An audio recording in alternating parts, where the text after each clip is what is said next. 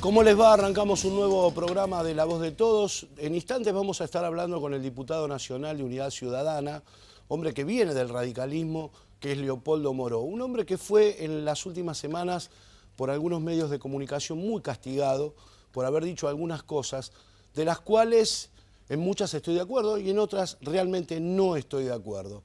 Pero como dato, yo en este programa durante muchos años lo he dicho, les digo lo siguiente, para los que no tienen memoria. Cuando enfrentarse al menemismo era muy difícil en la Argentina, Leopoldo Moró fue el primero que denunció el pacto IBM-Banco Nación, que en tantos millones y millones de dólares nos costara a los argentinos. Es un dato nada más para tener en cuenta, para acordarse en la Argentina quiénes son los que en los momentos difíciles de la Argentina denunciaban. Porque hoy parece ser que la fiscal de la República, la dueña del país, la mujer que desde mi óptica tendría que hacer renunciar a Macri, a los ministros, cerrar el Congreso, porque en realidad cuando uno la escucha a la doctora Carrió, todo lo hace ella. Entonces yo vuelvo sobre mis pasos, cerremos el Congreso, saquemos al presidente, saquemos a los ministros. Si total Carrió hace absolutamente todo. Ella es la única que denuncia, los demás no denuncian absolutamente nada. Los demás parece que no ven nada. Pero a modo de recuerdo, les comento y vuelvo a decirles nuevamente, Leopoldo Moró en aquel momento donde el menemismo era tan fuerte como lo es hoy el macrismo, veremos hasta cuándo, denunció ese entuerto que nos costó tanto a los argentinos como fue IBM Banco Nación. Ahora le voy a pedir que me haga una pequeña reflexión de aquella época. Obviamente vamos a hablar de la política actual, vamos a hablar de la vergüenza nuevamente a la que nos lleva nuestro gobierno nacional. A ver, se insistió tanto con la discusión de muchas reformas que hacen falta en la Argentina, muchas de las cuales puedo concordar, pero en honor a la verdad, hay leyes que se discuten de otra manera, que se analizan de otra manera, que se pelea en el buen sentido de la palabra en las comisiones, que se intercambian pareceres, porque yo recuerdo que antes de asumir este gobierno hablaba de las políticas de Estado, culpando al kirchnerismo, que en realidad también es verdad, tenía una escribanía en el Congreso. Bueno, eso lo iban a cambiar. Parece que no lo cambiaron. La semana pasada le presentábamos a ustedes la historia de Eduardo Amadeo, por ejemplo, donde cerrábamos, luego de hablar maravillas de Sergio Massa, pero como en aquel momento, políticamente hablando, no le pudo pagar una diputación nacional, salió a hablar pestes de Massa. Y ustedes también recordarán que yo les contaba, y Moró seguramente se debe acordar de esa época, porque creo que el radicalismo en aquel momento tuvo algo que ver con el gobernador Eduardo Duhalde, en el sentido que cuando Eduardo Amadeo quiso venderle a la banca Morgan, el banco de la provincia de Buenos Aires, Eduardo Duhalde paró la pelota y dijo, esto no se toca. Pero en la Argentina tenemos mucha falta de memoria, lo mismo que el IPS, cuando hablábamos el otro día con Eduardo Santín y nos contaba en aquel momento con Antonio Cafiero cómo se pudo resolver el tema del IPS hasta nuestros días, y que no se entiende por qué hoy la gobernadora dice que los números no cierran. Bueno, la sorpresa de la última semana del gobierno, cuando yo decía del tratamiento de las leyes, la urgencia de tratar el presupuesto nacional, entre otros temas. Y obviamente nos decían que era el arma fundamental para cualquier gobierno, de hecho se la denomina la ley de leyes, lo cual es verdad, tanto para el gobierno nacional como las provincias, como también para los municipios. Pero ¿qué es lo que sucede? A menos de 24 horas de tanta ansiedad de aprobar el presupuesto, lo sientan al presidente del Banco Central, que parecía un monigote y que estaba totalmente descolocado en esa conferencia de prensa, nada más ni nada menos con Duhovne, y nada más ni nada menos que con Caputo, para decir que lo que aprobaron los senadores hacía pocas horas atrás no tenía nada que ver con la inflación que ellos ahora están reconociendo que no la pueden bajar. Entonces, la verdad, nos toman de estúpidos realmente a todos. Pero antes de entrar a hablar con Moró, les voy a mostrar dos fotos. Primera, Guillermo Montenegro, hombre que ya no sabe el gobierno dónde instalarlo. Hombre que quiso ser intendente de San Isidro, no le dio el piné para convertir en una interna con Gustavo Pose. Lo llevan o lo mandan de embajador al Uruguay.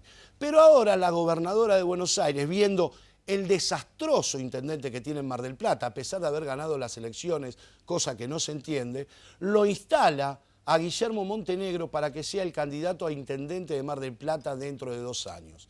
Esto es lo que quiere decir claramente, es otra de las cuestiones de las que muchas veces hemos hablado, a pesar de que otros medios no lo dicen.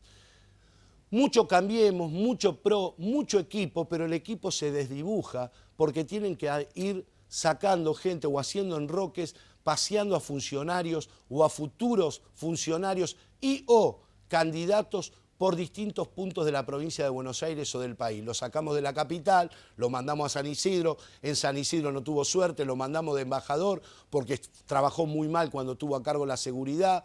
Como de embajador ya no tiene más nada que hacer, lo hacemos diputado nacional. Ahora, como el intendente que tenemos en Mar del Plata no sirve para nada, lo llevamos de intendente en Mar del Plata. Entonces, la verdad que estos desaguisados que sigue haciendo Cambiemos son inexplicables. Y otra foto, porque yo veo, insisto, que se castiga a mucha dirigencia política en la Argentina. Entonces me pregunto, ¿los medios o algunos programas son antipolítica? Porque nos guste o no nos guste, la política es la única que nos puede llevar a un crecimiento. Quizás tuvimos malos políticos, no es mala la política para estar en la situación que estamos en el día de hoy.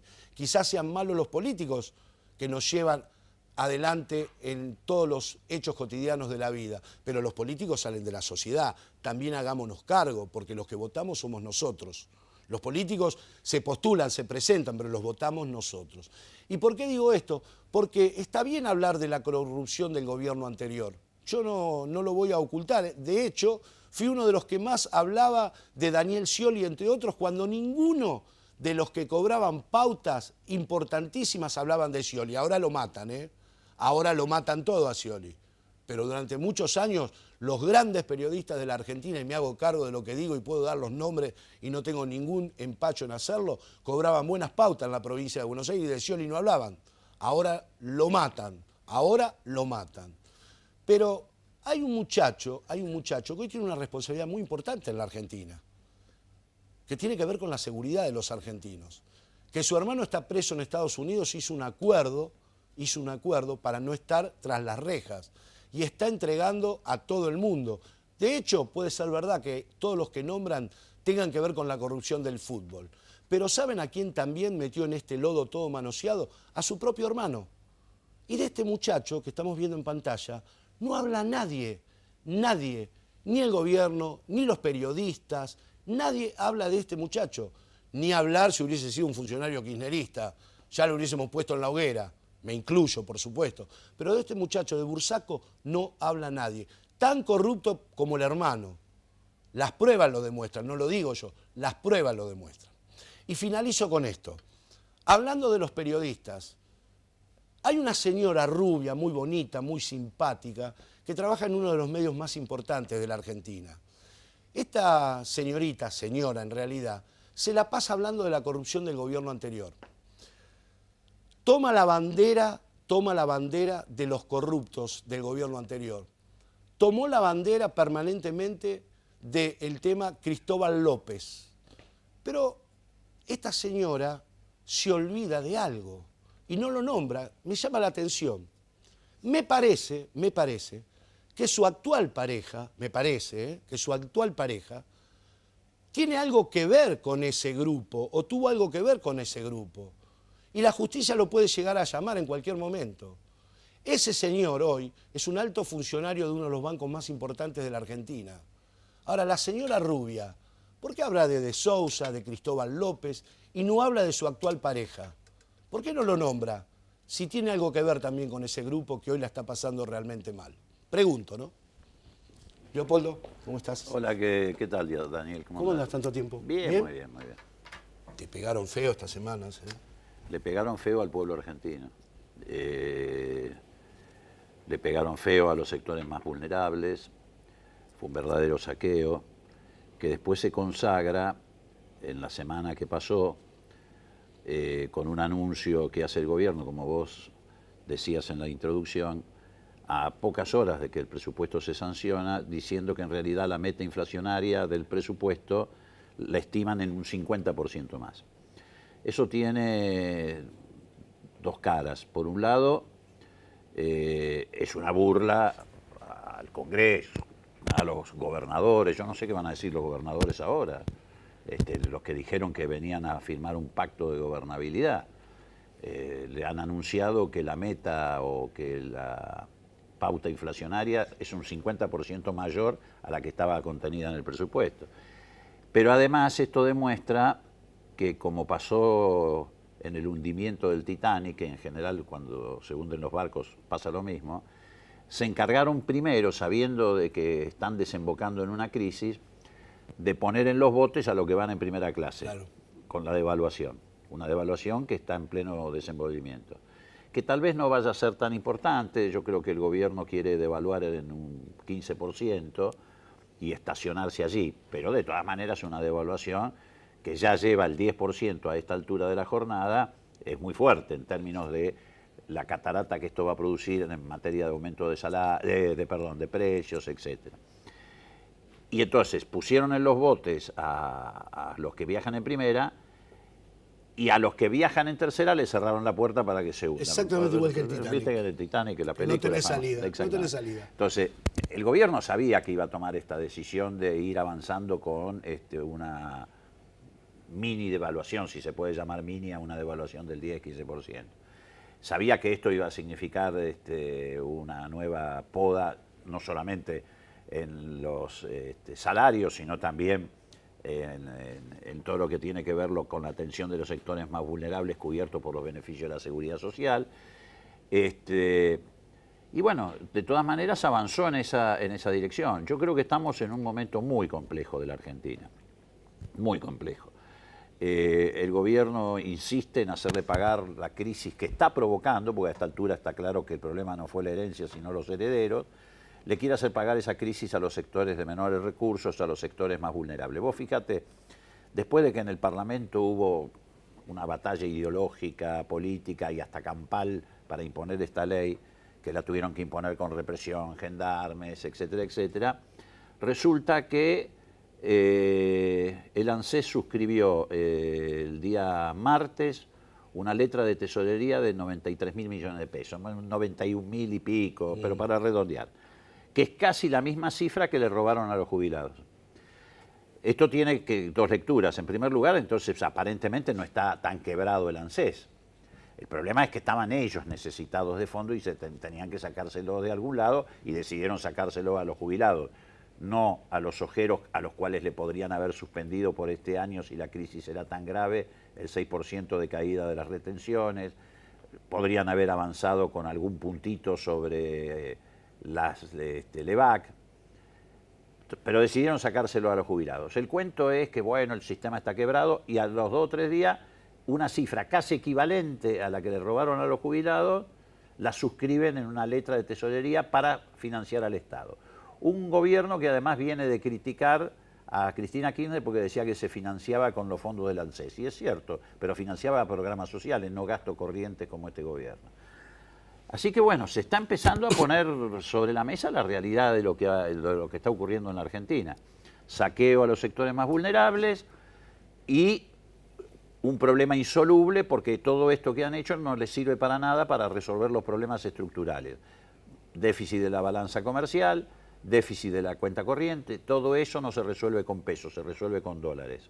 Y los únicos dólares que ingresan a la Argentina, por ahora, son los de la bicicleta financiera. Claro, los especulativos. Claro, porque vos tenés una tasa en dólares en la Argentina del 15-16% anual, que es una tasa más que atractiva en el mundo. Entonces, para eso sí ingresan dólares.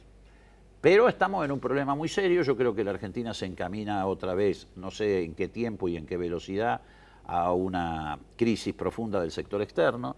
Si devalúan, como están empezándolo a hacer, reitero, no es una mega devaluación, pero van a dejar estacionado el dólar en 20, 21 pesos. Si devalúan en un escenario de un país tan abierto como el nuestro a las importaciones, la crisis se va a profundizar, porque obviamente los productos importados van a valer muchísimo más caro, por lo tanto el déficit del déficit comercial va a aumentar. Este año el déficit comercial va a cerrar en casi 9.000 millones de dólares cuando cierre diciembre. Para el año que viene la cifra es mucho mayor. Y bueno, aquí estamos. Mientras tanto ellos castigan a los sectores populares, castigan a los más vulnerables. Nosotros lo dijimos en el debate, están llevándonos a un default social, con todas estas cosas que han ocurrido, aún después de la sanción o de la promulgación de la ley, el default social se acerca cada vez más, y eso va a anticipar también el default financiero. Si vos revisás esta semana en Infobae, que obviamente es un medio periodístico sí, que nada tiene que ver con el gobierno anterior, la Cámara de Supermercadistas hizo una evaluación y dice que le van a caer mucho las ventas por la poda a los jubilados y a los beneficiarios de la asignación universal por hijo. Lo tengo acá en el celular. Es una declaración de la Cámara de Supermercadistas. Lo dijimos en el recinto, le intentamos explicar a los diputados de las provincias cuál iba a ser el impacto en cada provincia de la caída del consumo. En algunas le dimos cifras, teníamos todas, y le insistimos mucho. Están firmando, les dijimos, un pacto de ingobernabilidad. Y efectivamente es lo que han firmado. Porque ahora el Estado les anuncia que la pauta inflacionaria es 50% superior a la que estaba prevista. No le van a cumplir el pacto fiscal, o se lo van a cumplir muy licuado, y van a tener que atender esos gobernadores una pobreza creciente en sus propias provincias. Porque toda esta gente que ha sido saqueada va a entrar ya en una zona de extrema pobreza. Entonces, bueno, me parece que acá alguien se tiene que hacer cargo de todo esto. Ahora voy a hablar, Leopoldo, en un ratito con Daniel Arroyo, que más allá de que ustedes están en veredas opuestas en la política, es uno de los hombres que más sabe de la situación social Seguro. en la provincia de Buenos Aires y fundamentalmente en el conurbano, para que un poco me analice más en profundidad cómo está impactando todo esto, fundamentalmente en el Gran Buenos Aires. Pero cuando se habla de este famoso pacto de los gobernadores, acá hay una realidad objetiva. Esto se hizo para salvar a la gobernadora de Buenos Aires y proyectarla en un futuro político. Bueno, sí, la extorsión partió de allí, de la foto de Vidal con Lorenzetti, que es insólito que el presidente de la Corte se preste a una extorsión institucional. La verdad es que eso ya debería dejarlo a Lorenzetti afuera de la Corte, más allá de todas las otras cuestiones que andan dando vuelta por ahí, de las que yo no me hago cargo. La diputada Carrió 2x3 lo extorsiona a Lorenzetti. Esto funciona así. Carrió lo extorsiona a Lorenzetti con un juicio político por corrupción, que nunca termina de concretarse, porque si se concretara terminaría el arma de extorsión.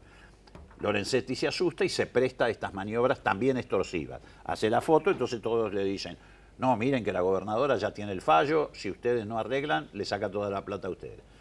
Bueno, los gobernadores podrían haber dicho: bueno, está bien, vamos a ceder a la extorsión, pero en vez de robarle la plata a los jubilados, suspendan la eliminación de retenciones del 6% este año para la soja, podrían haber hecho otra cosa. No, hicieron la veña y dijeron: bueno, está bien, que le saquen la plata a los jubilados. Realmente a la renta financiera que le saquen lo que Bueno, le tienen que sacar, no chamullo, perdóname el término que hicieron ahora. Por eso digo, había otras fuentes de financiamiento a las que se podía eventualmente ocurrir si la situación era tan grave, y sí es cierto que la Corte estaba para fallarle a Vidal y saquear al resto de las provincias en beneficio de Buenos Aires.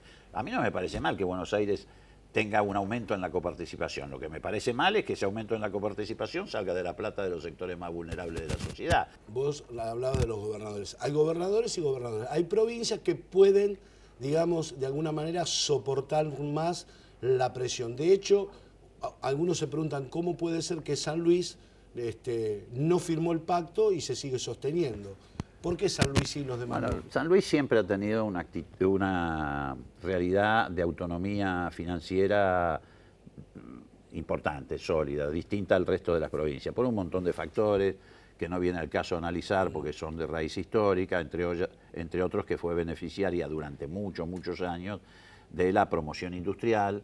Es una provincia, hay que decirlo, fue beneficiaria, pero también fue bien administrada en ese sentido. Era una provincia, y sigue siendo una provincia, de muy baja densidad poblacional. Entonces, el aporte que significaba la promoción industrial y la baja densidad poblacional, etcétera, con una buena y sana administración, le dio fortaleza financiera. Además, lo dijo Rodríguez A varias veces, es una provincia que nunca se ha endeudado en términos de endeudamiento externo, claro. No ha emitido deuda. Claro, pero por ahí pasa el problema de las provincias argentinas que están tomando deuda afuera, y esa presión, la verdad que se hace insostenible. Van enganchadas del gobierno nacional. El gobierno nacional es la locomotora y ellos son los vagoncitos que van enganchados. Entonces, una de las cuestiones que más reclamaban en este pacto fiscal la provincia era que el gobierno nacional les otorgara automáticamente los avales para endeudarse, o sea, para ponerse la soga al cuello, en definitiva. Pero bueno, las provincias también funcionan con esa lógica. En la década del 90 funcionaron con esa lógica. Por eso, en realidad, cuando viene Kirchner, salva al peronismo. El peronismo en la década del 90, cuando culmina la crisis de la política con el fracaso del gobierno de la Alianza, no solamente hunde al radicalismo, también hunde al resto del sistema político argentino. Y el peronismo se resignifica porque aparece Kirchner, si no, estaría hoy en lo que es hoy el PJ, digamos, una expresión que tiene una enorme limitación. El peronismo es una cosa, el PJ es otra cosa. Pero bueno, los gobernadores actúan por ese impulso de la coyuntura, y bueno, y votan cosas como estas. Lo hicieron en los pactos fiscales anteriores. En todos los pactos fiscales anteriores, en nombre de la gobernabilidad, hicieron exactamente lo mismo. Y contribuyeron, a mi juicio, al default social, por ejemplo, en el 2001, en julio del 2001, y con el endeudamiento desaforado contribuyen después al default financiero. Te hago las dos últimas. En una te voy a tocar el sentimiento, en la última, pero la primera pregunta sería la siguiente. Aquí han pasado varios economistas, desde Milei hasta, por ejemplo, Juan Enrique, gente del Frente Renovador, muchos economistas. Todos, de un lado o del otro, dicen lo mismo. Si el gobierno no toma medidas urgentes, esto el año que viene estalla por los aires, económicamente hablando. ¿Vos ves más o menos el mismo panorama? Más allá que hoy nos están diciendo que crecimos no sé cuánto, que hay algunos sectores que están reactivándose, pero todos dicen, mira, todo esto es muy lindo, pero esto vuela por el aire. Bueno, en realidad no crecimos. Si vos tomás los 2 primeros años del gobierno de Macri, dando por bueno el resultado de crecimiento de este año, que todavía no está cerrado, pero supongamos que gira alrededor del 3% del PBI, vos tomás los 2 primeros años, el crecimiento es 0. Y si vos tomás los 2 primeros años del gobierno de Macri, volviste al segundo año, porque ya se consumió la mitad del mandato, hablamos como si hubiera asumido hace 5 días. Claro. Volviste a la inflación que teóricamente heredó en el 2015. Digo, si tomás por bueno todos los datos. Sí, todos los economistas opinan lo mismo, el problema es en qué dirección quieren esos economistas reorientar esto, ¿no? Hay economistas que quieren reorientarlo en una política aún más draconiana, digamos, y hay otros que quieren obviamente orientarlo en una política que tenga que ver con aliviar las cargas de los sectores de menores recursos, ver cómo se puede poner en marcha el proceso productivo de la Argentina, que está absolutamente congelado. Ahora, ¿que hay crisis? No hay duda de que hay crisis. El propio gobierno lo ha reconocido esta semana, tratando de envolverlo en papel de regalo, pero la mona sigue siendo la mona, digamos. La verdad que el gobierno lo que hizo esta semana con la conferencia de prensa de los 4 responsables del área económica es decir, sin decirlo, hemos fracasado en todos los pronósticos, en el pronóstico de crecimiento, de inflación, de déficit fiscal. Y todo eso te lleva a un escenario complejo. Si vos tenés endeudamiento desaforado, tasas de interés del 28-29%, de las que no te podés mover tan fácilmente porque se te corren al dólar y te producen una devaluación mayor de la que el gobierno quiere administrar en estos días. Si tenés dólar planchado, al que tenés que ir regulando para recuperar competitividad, si tenés déficit comercial, si tenés déficit de la cuenta corriente, y tenés salarios planchados, la verdad que estás en una crisis. Y el otro día lo que pasó alrededor del Congreso expresó esa crisis, que incluso llegó a los sectores que habían acompañado electoralmente a Cambiemos. Los cacerolazos en la capital federal, en los barrios de la capital federal, indican claramente que aún la base electoral de Cambiemos fue severamente afectada por estas decisiones. Última pregunta, y esto también te lo digo desde lo sentimental, porque la gente que me sigue hace muchos años lo sabe. Sí. ¿Se va a recuperar algún día el radicalismo? ¿Vamos a ver otra vez el sello de la Unión Cívica Radical? ¿Vamos a ver de vuelta a los Moró y a muchos que vuelvan a reconstruir el partido? Mirá, tal como lo conocimos, no. Tampoco va a ocurrir con el PJ. El sistema político argentino se ha reconfigurado, nos guste o no nos guste, en estos 34 años de democracia, porque hemos hecho una experiencia que antes no hacíamos, no teníamos oportunidad para hacerla. Hoy la Argentina dejó hace ya mucho tiempo el bipartidismo atrás, lo que existe es el bifrentismo, donde la gente se agrupa por afinidades o porque pensamos parecido, no de la misma manera, no son fuerzas dogmáticas como en el pasado. Y me parece que el PJ y la UCR, como los conocimos, no vuelven más. Eso no significa que va a desaparecer el peronismo como una corriente política, tradición, cultura peronista, tampoco con la tradición y la cultura del radicalismo, pero se va a producir una síntesis, donde habrá radicales, como de hecho hay, que están hoy en un frente conservador, que pretende una restauración liberal, etcétera, y habrá radicales que estarán en un frente nacional, popular, progresista y democrático. Y lo mismo vale para los peronistas. Es decir, me parece que el sistema político se ha reconfigurado. Leopoldo, gracias, buen año. Chao, Daniel, igual para vos. Después del corte va a estar el diputado Daniel Arroyo y también va a estar el diputado del Caño. Con los dos vamos a pedirles distintos puntos de vista de la realidad argentina. Ya venimos.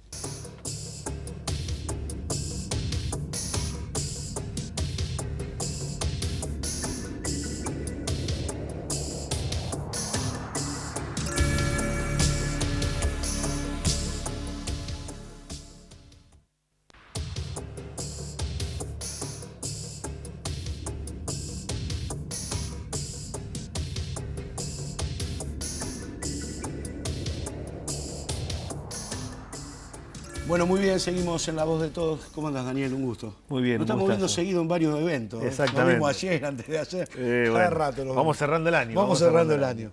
De lo que dijo Moró, ¿rescatás algo? ¿Coincidís en algunas cosas? ¿No coincidís en ninguna? No, coincido en la descripción general de que la situación está mal, que la economía claramente está mal, que el gobierno se está endeudando y no le encuentra la vuelta. Eso sí coincido, me parece objetivamente que todas las proyecciones que tuvo el gobierno, las de inflación, las de crecimiento, el segundo semestre, todo lo que fue planteando que iba a suceder, nunca sucedió el gobierno y que la situación está complicada.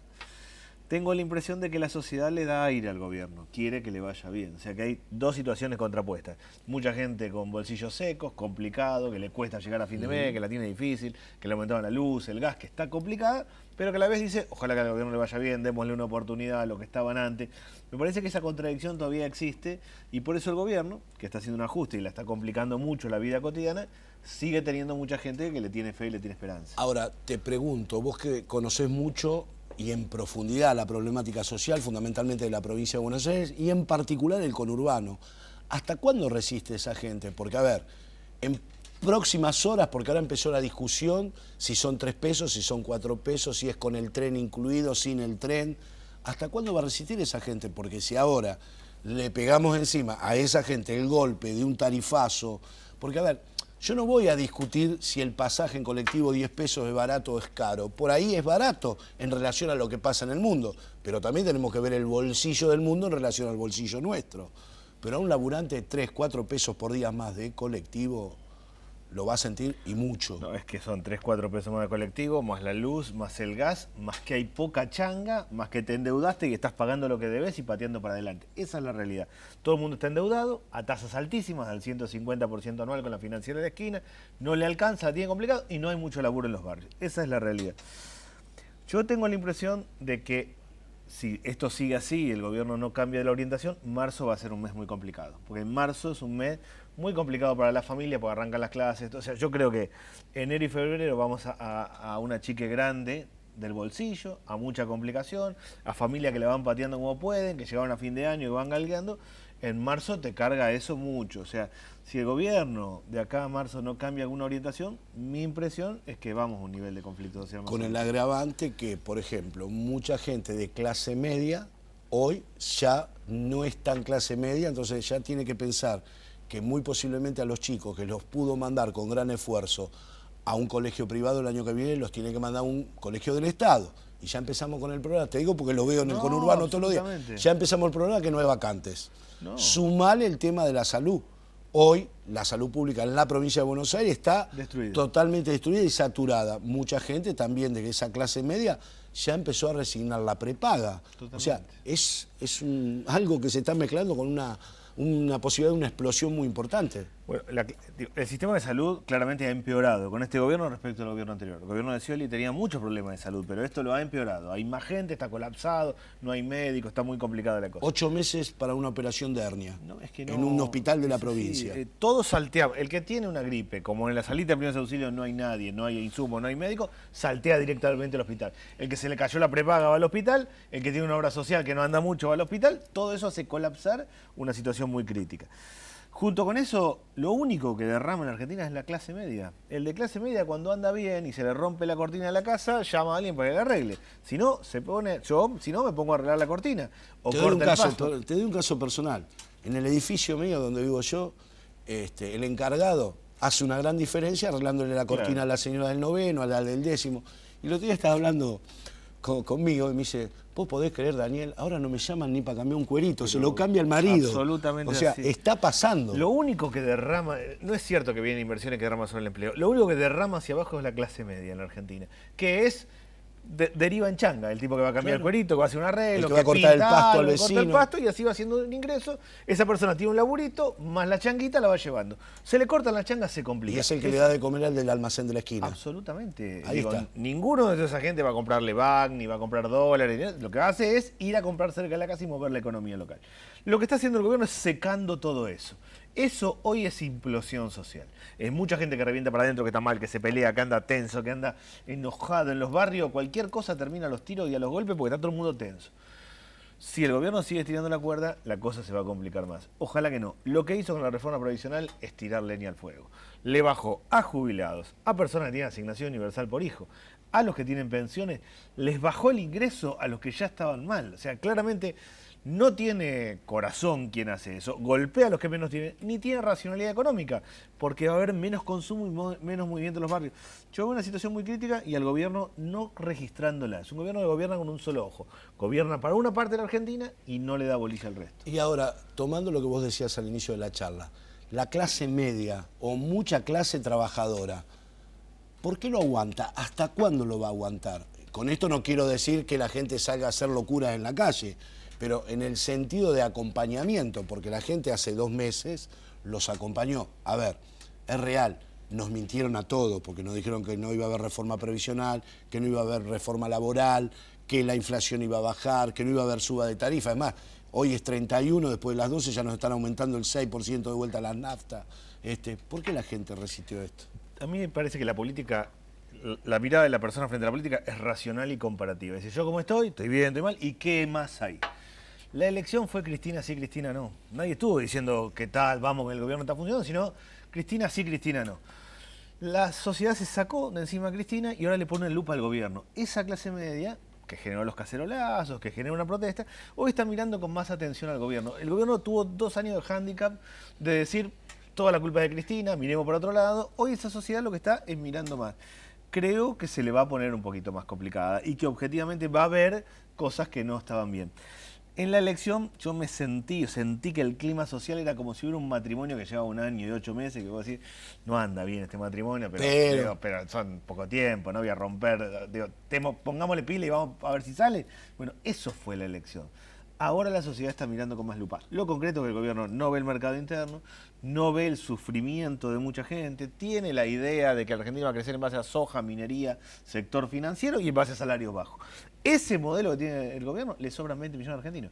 Hay 20 millones que están afuera, eso va a generar conflicto social. Ahora, cuando vos hablabas del tema de Cristina, más allá del desaguisado que hizo el gobierno anterior, porque hizo un desaguisado realmente, ¿vos pensás que va a llegar un momento que la sociedad se va a cansar de que siempre la culpa la tuvo Cristina y se va a empezar a dar cuenta, bueno, pará, hizo un desaguisado el gobierno anterior, hay muchos que están presos por potencialmente sabiendo que hubo hechos de corrupción gravísimos, pero no va a llegar un momento que la gente va a decir, bueno, flaco, pará, hasta acá escuché esto, lo cual creo que es verdad, pero es hora que ya vos empieces a solucionarlo. Yo pienso que ese proceso empezó con la reforma provisional. Mi impresión es que el debate sobre la reforma provisional, la reforma laboral, nadie entendía qué era, de qué estábamos hablando, hasta que todo el mundo llegó a la conclusión que le meten la mano en el bolsillo. Porque todos tienen un abuelo, tienen alguien, todo el mundo entendió que esto es menos plata para las familias.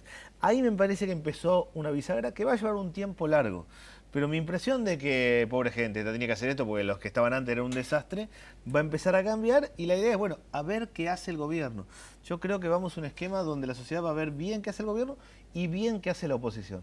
Los que somos opositores tenemos que fortalecernos, tenemos que unirnos a mi forma de ver. No solo cuestionar al gobierno, votar en contra de la reforma previsional, como hemos hecho, votar en contra de la reforma laboral, sino también tener nuestra agenda de trabajo, nuestra propuesta, nuestro modelo de desarrollo. Porque la sociedad empieza a sentir que no va bien el gobierno, pero no ve mucho en el otro lado. Nuestro desafío es construir una oposición sana. El gobierno se ha montado mucho en el tema de la obra pública. Yo creo, sin duda, que la obra pública es muy importante, pero me parece que, tomando lo que vos decías, la obra pública solamente no alcanza porque, a ver, el hombre común del barrio común, como hablábamos recién, quizás no percibe o no le llega a eso.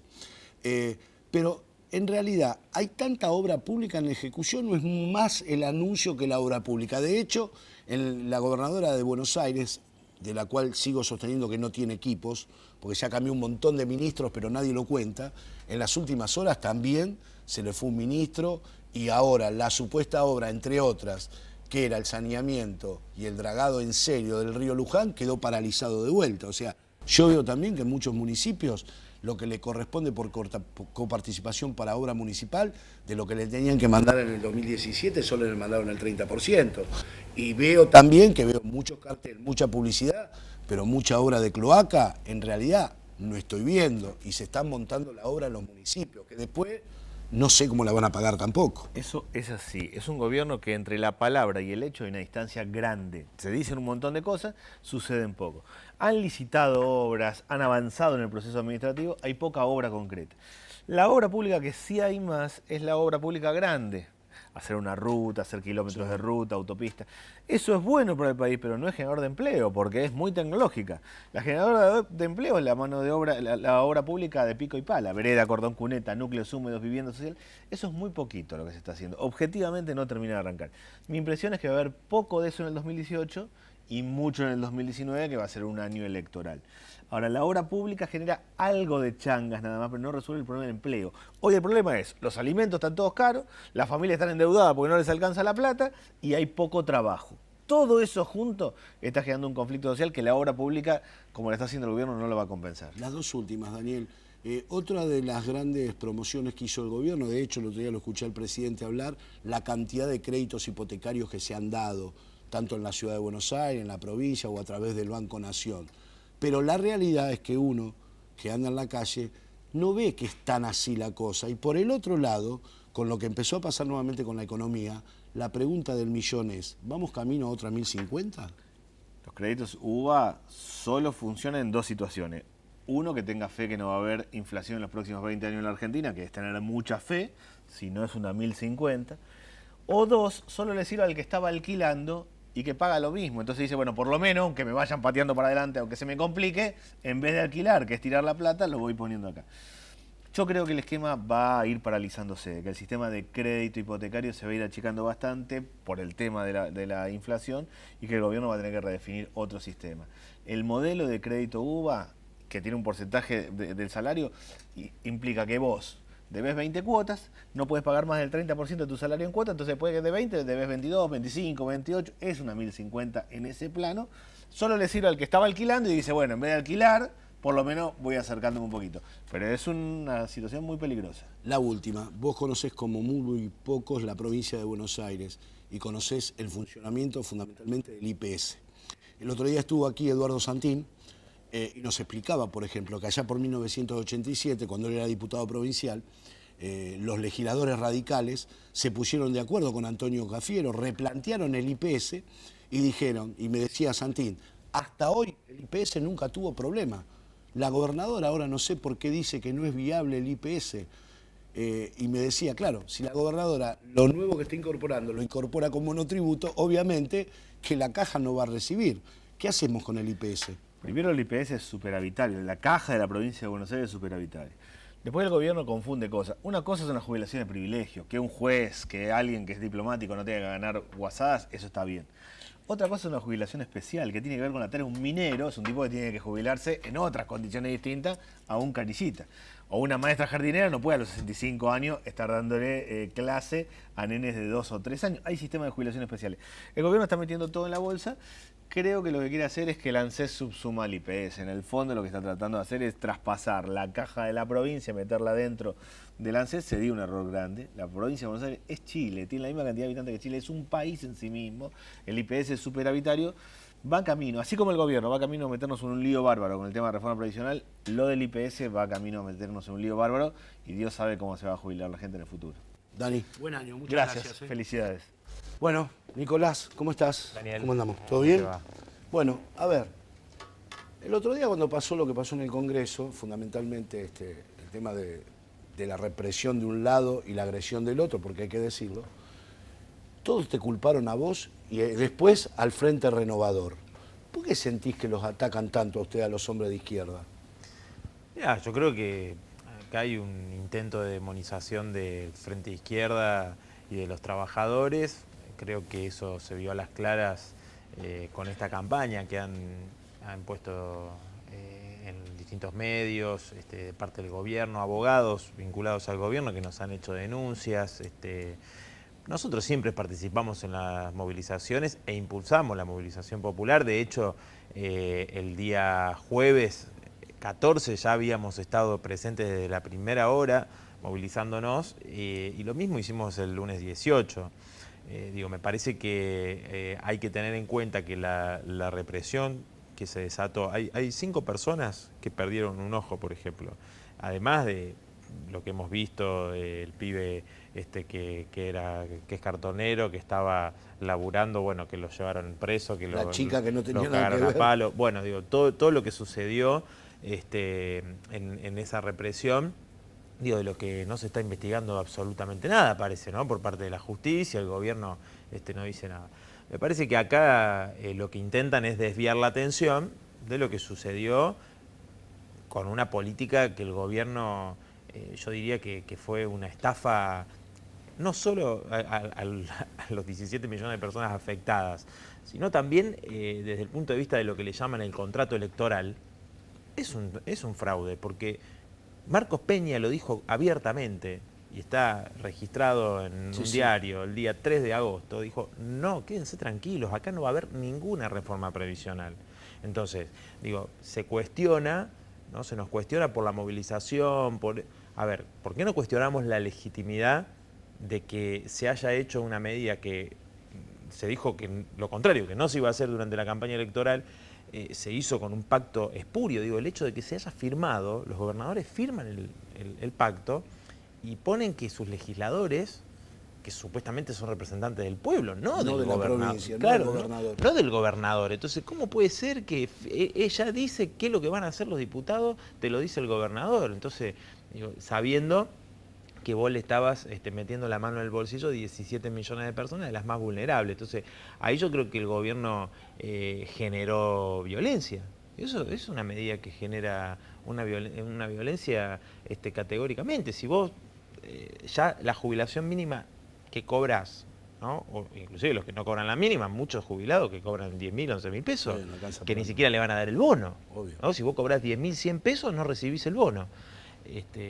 Bueno, esa gente, son millones de personas que laburan toda su vida, ya venían mal. Entonces, este gobierno dijo que los jubilados, que iba a ser la reparación histórica, que en realidad fue para un sector y fue mucho menos de lo que le sacan ahora a los jubilados, lo que se ha pagado por reparación histórica, muchísimo menos, muchísimo menos.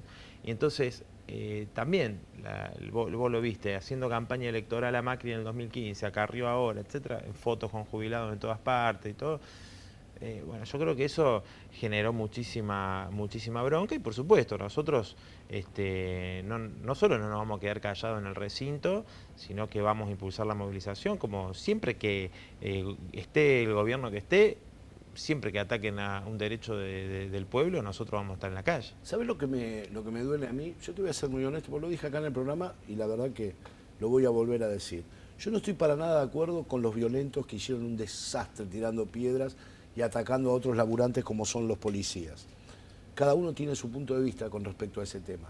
Pero a mí lo que me dio mucha bronca es que los medios de comunicación focalizaron la información en eso que fue una barbarie, pero no focalizaron ninguna cámara en lo que pasaba a 100 metros de ahí.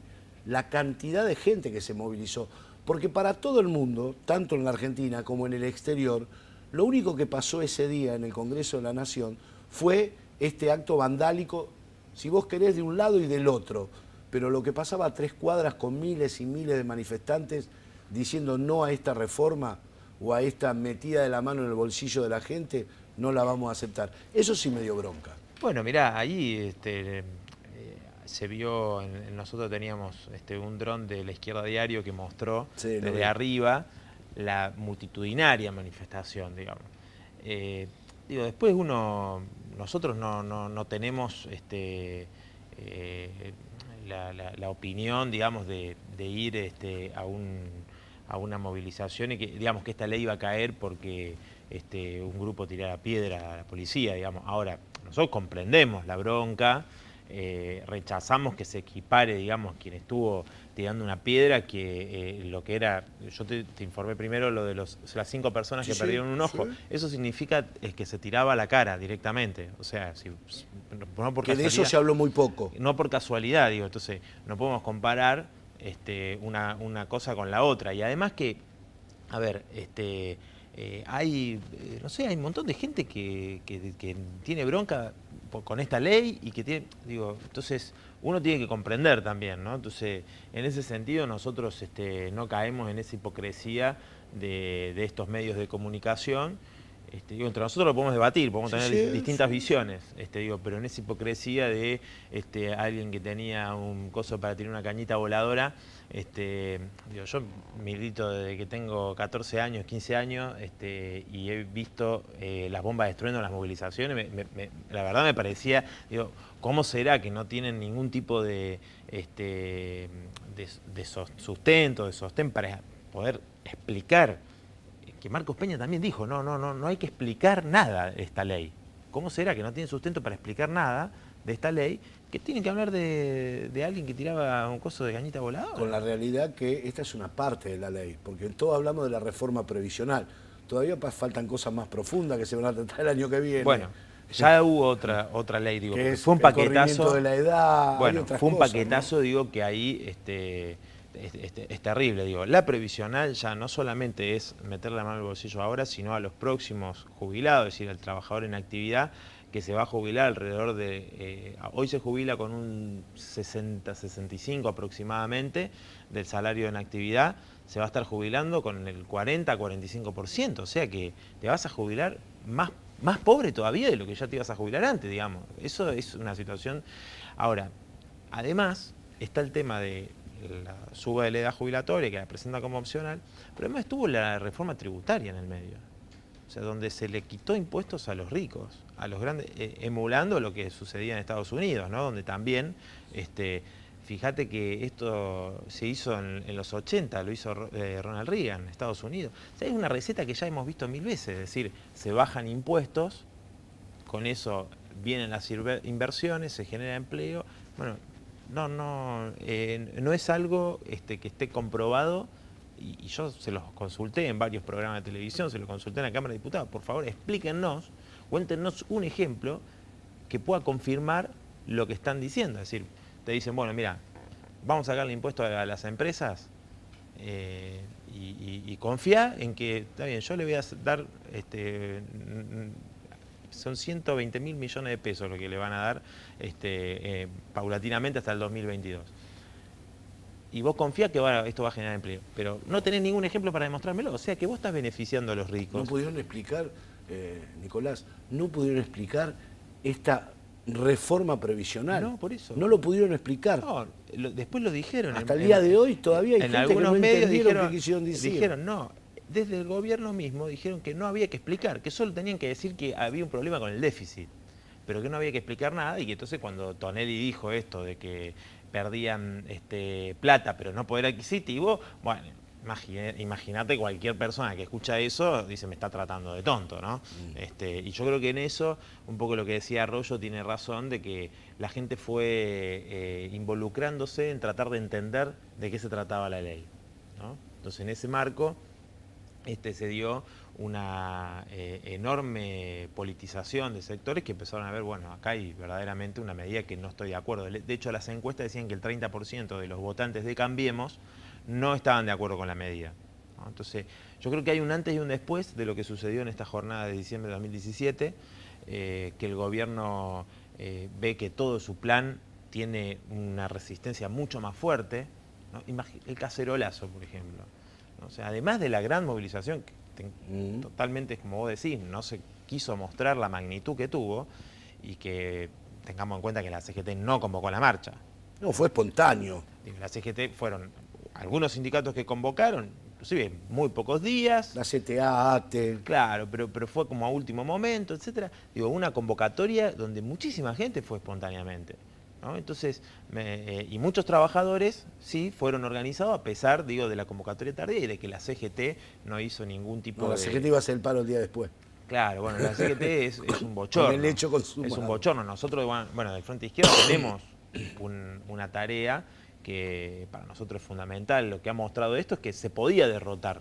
Digo, si hubiese habido un verdadero paro, no esta pantomima que hicieron, un verdadero paro nacional, si hubiese habido una medida con movilización, yo creo que la fuerza estaban para paralizar el país, para hacer una movilización multitudinaria que frenara esta reforma.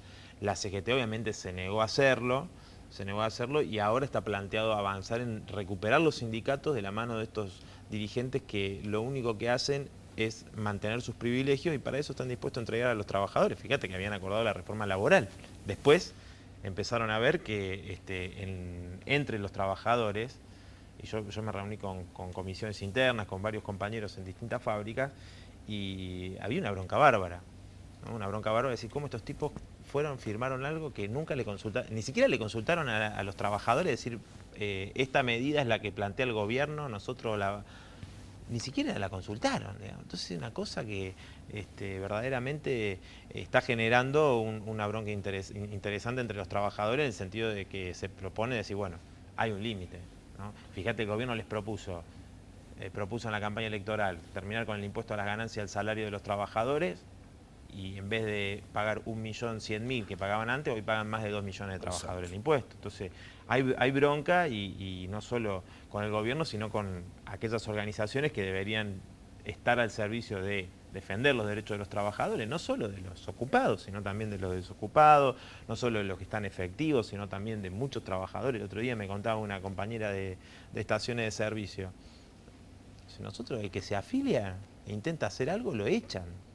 O sea, hay una situación entre los trabajadores de una acumulación de bronca, no solo de ahora, digo, de este gobierno. Sí. Entonces, todas estas medidas están generando una situación de mucha conflictividad, que creo que eso se va a ver el año que viene. Nicolás, buen año. Daniel, gracias como siempre por acompañarnos. Señores, nos vamos. Esto ha sido La Voz de Todos en esta noche del 31, a brindar en paz, en familia, a olvidarnos, aunque sea por algunos minutos, de todos los problemas de este año, porque el año que viene, me parece, la vamos a tener muy complicada.